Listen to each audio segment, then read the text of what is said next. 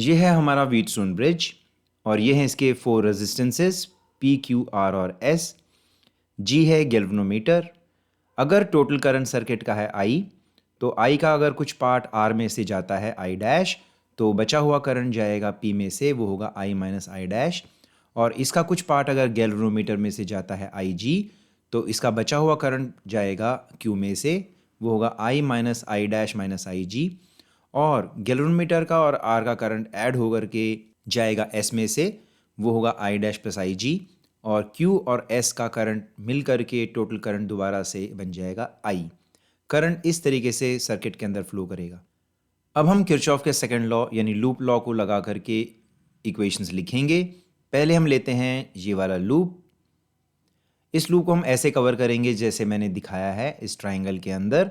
सबसे पहले P के अक्रॉस वोल्टेज लिखेंगे, वो होगी ये, क्योंकि हम करंट के अलॉन्ग जा रहे हैं इसको पॉजिटिव साइन देंगे।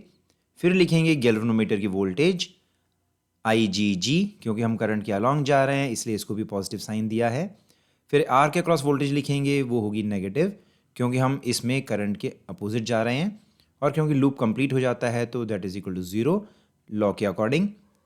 फिर हम लेते हैं सेकंड लूप, ये वाला। इसको भी हम ऐसे कवर करेंगे जैसे मैंने दिखाया है। सबसे पहले लिखेंगे Q के अक्रॉस वोल्टेज, जो होगी ये, क्योंकि हम करंट के अलॉन्ग जा रहे हैं इसलिए पॉजिटिव साइन लिखेंगे।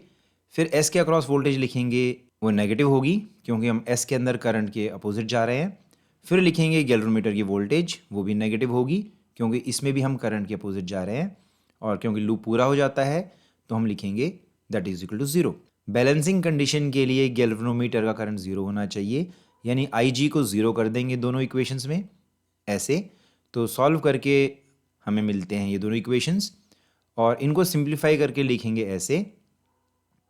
अब फाइनली दोनों को डिवाइड करके हम लिखेंगे ऐसे, P/Q = R/S। यह है balancing condition of Wheatstone bridge. Thanks for watching.